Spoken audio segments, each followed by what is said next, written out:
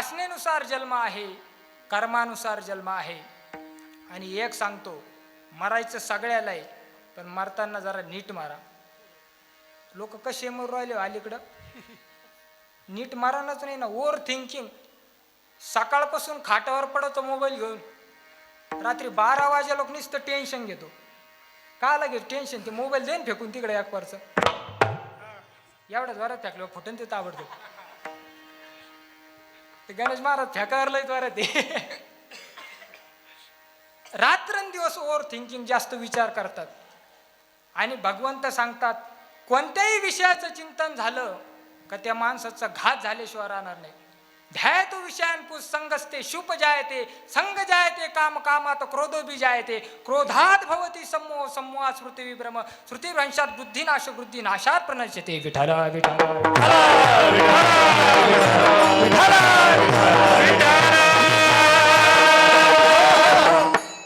म्हणून मनुष्याने चिंतन चांगलं केलं पाहिजे.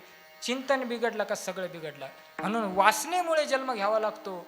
आणि मरताना सुद्धा तो जसा मरण तसा जन्म त्याला मिळतो. ऐकायचं तुम्हाला? थोडक्यात सांगतो, आपल्याला पुढे चिंतन बघायचं आहे. जो मनुष्य औषध पिऊन मेला, तुम्ही लय ध्यान देऊन ऐकू राहिले, ऐका तुमच्या कामाचं आहे ते.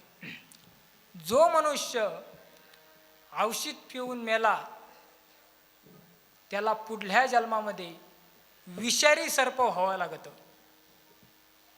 पिला काय होता? विष. म्हणून पुढल्या जन्मात काय झाला? विषारी. मग जो मनुष्य विष पिऊन मरतो त्याला पुढल्या जन्मामध्ये सर्प व्हावं लागतं. 2, जो मनुष्य फाशी घेऊन मरतो त्याला प्रेत योनी प्राप्त होती. आणि ती प्रेत म्हणजे झाडाला लटकणारी भूत होतात ते. आणि शास्त्रत असं सांगतं गरुड पुराण, जो आत्महत्या ज्याने केली त्याच्या अंतविधीला सुद्धा जाऊ नये. जो त्याच्या अंतविधीला जाईल त्याला सुद्धा गरुड पुराणात दोष सांगितला. लोक भांबवले, लोकांना काहीच मान्य नाही, पण सगळं भोगावं लागणार आहे. जो मनुष्य लग्न मोडतो, लग्न मोडणारे ध्यानात ठेवा, याच्यात सुद्धा 2 जण इथं पाहत्या काय, मी उभं करीन तुम्हाला. इकडं 1 जण आहे. जो मनुष्य लग्न मोडतो, गरुड पुराण सांगतं त्याला पुढल्या जन्मामध्ये मुक्क व्हावं लागतं. बरं का वाघ महाराज, हे मुख्य होते लोक. आपण म्हणतो हा मुक्का कोण आहे? हा त्यानं लग्न मोडेल पहिले, ते आपल्याला माहित नाही. जो मनुष्य लग्न मोडितो तो बिनओठाचा होतो पुढल्या जन्मात, किंवा मुक्का होतो. त्याच्यामुळे लग्न मोडू नये. आणि दुसऱ्याच्या वावरातले तणनाशक म्हणा, बाकीचे औषधं चोरणारे ध्यानात ठेवा, दुसऱ्याच्या वावरातले औषधं चोरत जाऊ नका. का?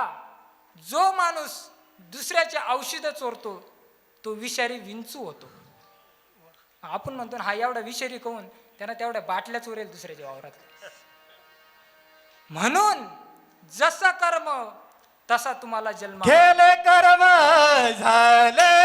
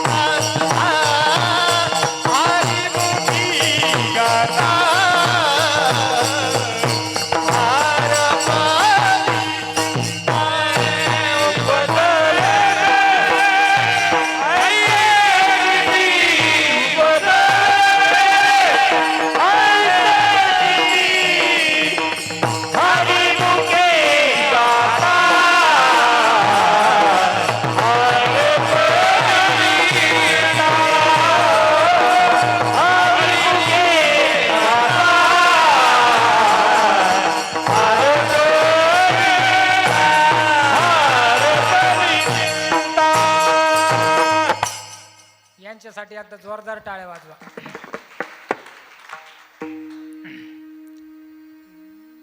या चालीमधून सुद्धा वैराग्य निर्माण होतं माणसाला. ते कळलं पाहिजे कुठं कोणती चाल म्हणावं. नाही तर मौतीच्या ठिकाणी लोक कोणत्या बी चाली म्हणते, काही काही भजनी. सुंदर ते ध्यान उभं विटेवरी. आता ही काय मौतीच्या ठिकाणी म्हणायची चाल आहे का? याला इटाय खाली आणलं पाहिजे. सुंदर ते ध्यान ठोकला इटेवरी. प्रसंग पाहून चाली म्हणलं पाहिजे. तसं महाराजांनी सुंदर प्रमाण दिलं. केले कर्म झाले तेची भोगाले. कर्म केलं आणि तेच भोगाला आलं. आणि माऊली ज्ञानोबराय सुद्धा सांगतात, झाड जाणी जय फुले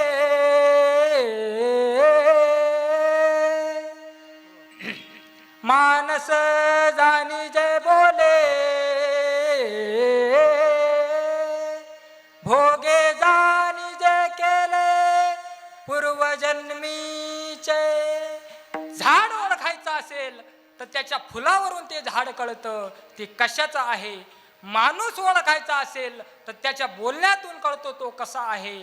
आणि आपले कर्म ओळखायचे असेल तर आपल्या भोगावरून ओळखावं आपले कर्म कसे आहे. जसे भोग तसेच आपले पूर्वीचे कर्म असतात. कर्मावर तुमचा जन्म अवलंबून आहे आणि कर्मानुसार तुम्हाला जन्म घ्यावा लागतो. त्याच्यामुळे लोकांची उधारी सुद्धा ठेवत जाऊ नका. जो उधारी ठेवतो, भगवंत यमदेव सांगतात, जो दुसऱ्याची उधारी ठेवतो, ज्याची उधारी ठेवली मी याचे शरीराचे मांस काढतो, लचके तोडतो आणि ते त्याला देतो. भरपाई करावं लागते. ज्यांना ज्यांना उधाऱ्या बुडवल्या किंवा बाकी आहे त्यांना आज संध्याकाळीच देऊन टाका. कारण का जर तुम्ही, आता तुम्हाला खोटं वाटेल, तुम्हाला एक उदाहरणच सांगतो. वृंदावनचे एक महाराज होते आणि ते महाराज त्यांच्या मागे काहीच व्याप नव्हता. ते कायमस्वरूपी सत्संग करायचे आणि फिरायचे. उधाऱ्या बुडवणारे नीट ऐका. सत्संग करायचे आणि लोक त्यांना त्या काळात मोहरा द्यायचे. पण त्या मोहरा दिल्या का ते जवळ ठेवत नव्हते. पण त्यांना असं वाटलं या खर्च जर झाल्या तर याचा काही उपयोग होणार नाही, या कुठेतरी चांगल्या कार्यात लागल्या पाहिजे. म्हणून ते साधू काय करायचे, एक एक मोहरा दिल्या का त्या दांड्यामध्ये टाकायचे आणि त्याला वरतून एक झाकण होतं, ते झाकण लावायचे. अशा अनेक मोहरा त्या संन्याशाने त्या महाराजांनी जमा केल्या आणि त्या जमा केल्या आणि ठरवलं आपल्याला प्रयागला जायचं. त्रिवेणी माधवम सोमम भारध्वजं च वासुकिं वंदे अक्षयवटं शेषं प्रयागं तीर्थनायकं. सांगितलं आपल्याला प्रयागला जायचं आणि त्या ठिकाणी या सर्व मोहरांचं आपल्याला अन्नछत्र साधू संतांना करायचं. तो पूर्ण जो हातात धरायचा जो दांडा होता संपूर्ण मोहरांनी भरला आणि ते साधू प्रयागला निघाले. पुरुष मंडळी ध्यान देऊन ऐका. साधू प्रयागला निघाले आणि प्रयागला जात असताना एका ठिकाणी मुक्कामाला थांबले. मुक्कामाला थांबले आणि त्या ठिकाणी त्यांची जेवणाची व्यवस्था झाली. साधू जेवले आणि झोपले. पण ज्या ठिकाणी त्यांची व्यवस्था झाली जेवणाची, त्या घरच्या लोकांनी बघितलं महाराजांकडे हा दांडा दिसतो पण हा जरा भरीवच दिसतो आपल्याला, नेमकं याच्यात काय आहे आपण ते तरी बघू. त्या घर मालकाने ते झाकण खोललं आणि बघितलं तर त्याच्यात मोहरा होत्या. सुवर्णाच्या मोहरा बघितल्या आणि मनामध्ये लोभ निर्माण झाला. सगळ्या मोहरा काढून घेतल्या आणि बायकोला सांगितलं तू दगड आण आणि याच्यामध्ये दगड टाक. यो दांडा बाबाला सकाळी जड वाटला पाहिजे ना. सगळ्या मोहरा काढून घेतल्या आणि त्याच्यात दगड भरले. साधू सकाळी उठले, त्यांचा तो दांडा घेतला आणि निघून गेले.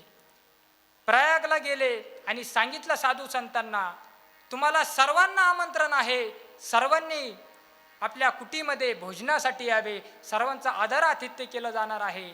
साधूने घोषणा दिली, सर्व महाराज मंडळींना आमंत्रण दिलं आणि आचार्य होते, मंडपवाले होते, त्यांना सांगितलं तुम्ही सर्व व्यवस्था करा, नंतर मी तुमचा हिशोब देऊन टाकीन. असं सांगितलं आणि सगळा स्वयंपाक झाला, मंडप लावले गेले. साधू संत दुपारी जेवणाला येणार, पण मग साधू संतांना दक्षिणा द्यावी लागणार. म्हणून त्या दांड्याचं झाकण खोललं आणि बघितलं तर त्याच्यामध्ये सगळे दगडच होते. दगडच होते. साधूला पश्चाताप झाला, आपण त्या ठिकाणी झोपलो नसतं तर बरं झालं असतं. साधूला कळलं ज्या ठिकाणी आपण झोपलो त्या ठिकाणी आपल्या ह्या मोहरा काढण्यात आल्या. साधूला पश्चाताप झाला, एवढा खर्च, एवढा मंडप, आता साधूचा आपल्याला श्राप भोगावा लागेल. सगळे साधू संत जेवणासाठी येणार आणि आपण आता काय करावं. म्हणून त्या साधूने, त्या महाराजांनी ठरवलं, आपण आता या प्रयाग तीर्थामध्ये आपला जीव देऊन टाकू. साधू गेले प्रयाग तीर्थावर आणि प्रयाग तीर्थामध्ये त्या साधूने देह समर्पित केला. आता पुढला ऐका तुम्ही. मोहरा कोणा चोरल्या होत्या? ज्यांनी जेव घातला त्यांना. साधूने तीर्थामध्ये प्राण त्याग केला आणि त्या मोहरावर त्यांचा संसार भव्य दिव्य चालू लागला. अनितीचं धन सुरुवातीला भव्य दिव्य स्वरूप दाखवतं. तुम्हाला असं वाटतं सुखात आहे आपण, पण ती चुकीचं आहे. सुखाने संसार होऊ लागला पण मुलगा होईना नाही. अनेक प्रयत्न केले, अनेक प्रयत्नानंतर एक मुलगा जन्माला आला.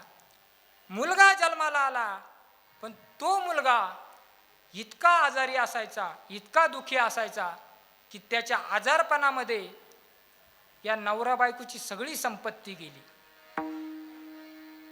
ऐका, नवरा बायकोची सगळी संपत्ती गेली त्या मुलाच्या आजारपणामध्ये. आणि आईबापाने सांगितलं, लेकरा तुझी तब्येत बरोबर राहत नाही, आम्ही तुझ्यासाठी काही करू, फक्त तू आम्हाला सांग.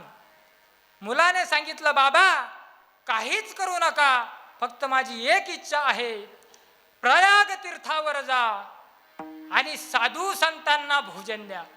काय सांगितलं? प्रयाग तीर्थावर जा आणि साधू संतांना भोजन द्या. प्रयाग तीर्थावर वडिलाला घेऊन गेला आणि ज्या ठिकाणी त्या महाराजांनी उडी मारली होती त्या ठिकाणी वडिलांना घेऊन आला. वडिलांना सांगितलं, बाबा मी तुमचा मुलगा नाही. म्हणे मग अरे तू माझाच मुलगा आहे. सांगितलं मी तुझा मुलगा नाही. माझ्या दांड्यामधल्या मोहरा काढून तुम्ही चोरून घेतल्या आणि तुम्ही माझं धन चोरलं. याचे भोग भोगण्यासाठी, ते धन वापिस घेण्यासाठी मी पुन्हा जन्म घेऊन तुमच्या घरात आलो. कायमस्वरूपी आजारी राहिलो आणि आजारीपणामध्ये तुमची सगळी संपत्ती नष्ट झाली आणि पुन्हा त्या तिथून प्रयाग तीर्थामध्ये स्वतःचा जीव दिला. सज्जनांनो, मला एकच सांगायचं आहे, न्यायनीतीने कमवा. जर कर्म चुकीचं राहिलं, जर तुमच्याकडे एखाद्याची उधारी जरी असली तरी तुम्हाला पुन्हा त्याच्या ठिकाणी जन्म घ्यावा लागणार आहे. विठ्ठल विठ्ठल.